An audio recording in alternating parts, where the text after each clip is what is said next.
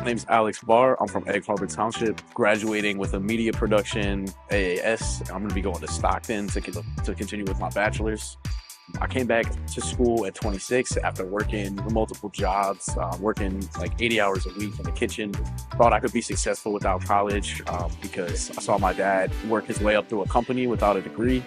So I'm a first-gen student, and it's been a great journey to come to Atlantic Cape and see myself grow and develop as a man, a leader, a role model, and a student. Extremely proud of my accomplishments here.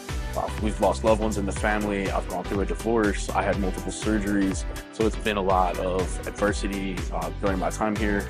But through all of it, I've taken advantage of the resources to be successful.